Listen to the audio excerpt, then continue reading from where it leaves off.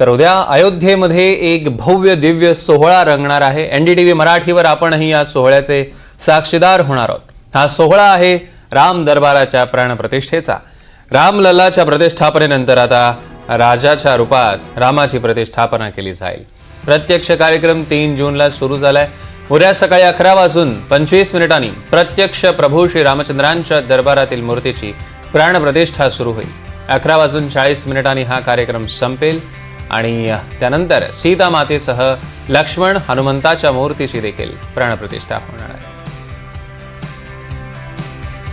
2 वर्षांनंतर अयोध्या नगरी पुन्हा एकदा सजलेली आहे। दृश्यांमध्ये आपण बघू शकतोय ताजी दृश्य। विजयादशमीच्या मुहूर्तावर राम दरबाराची प्राणप्रतिष्ठा। रामलल्ला मंदिराच्या परिसरात आणखी 7 मंदिरं पूर्ण झालेली आहेत। राम दरबार नेमका कसा असेल याचं प्रत्यक्ष दर्शन आत्ताच घडणार नाहीये, ते उद्या घडेल आणि म्हणूनच आज एनडीटीव्हीनं एआयचा वापर करून राम दरबाराची प्रतिकृती तयार करण्याचा प्रयत्न केलाय। बघूया कसा असेल हा राम दरबार।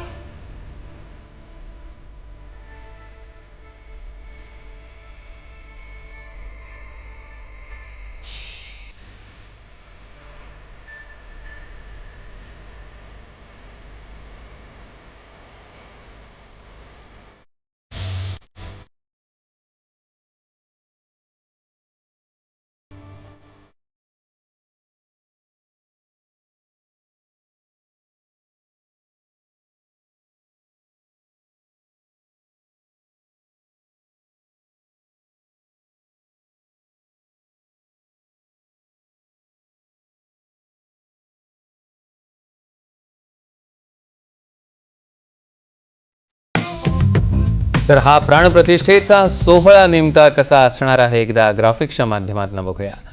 राम दरबाराच्या या प्राणप्रतिष्ठेचं 101 पुजारी आणि 1975 मंत्रांचं पठण करतील।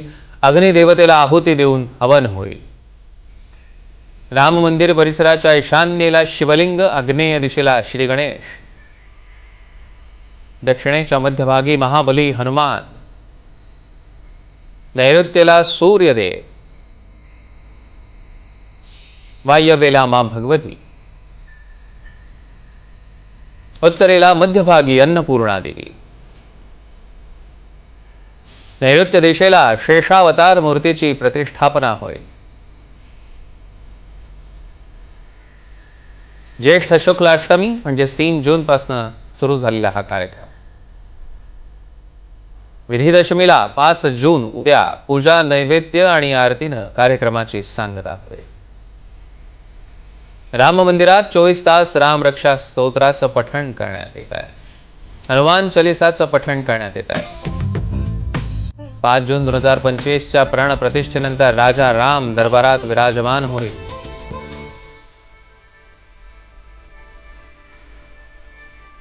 राम दरबारात कोण कोण असणार आहे तर लक्ष्मण, भरत, शत्रुघ्न, सीता आणि हनुमानाचीही स्थापना होईल।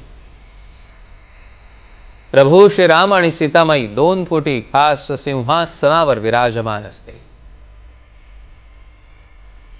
स्थापत्यशास्त्राच्या दृष्टीने या सिंहासनाची उभारणी करण्यात येते आहे। राम मंदिराच्या पहिल्या मजल्यावर असलेल्या राम दरबार राम मंदिर परिसरात 7 मंदिरांमध्ये विधिवत विविध देवतांच्या प्राणप्रतिष्ठा सुरू होते। 3 जून ते 5 जून दरम्यान सगळ्या मंदिरांमध्ये प्राणप्रतिष्ठा विधी होईल।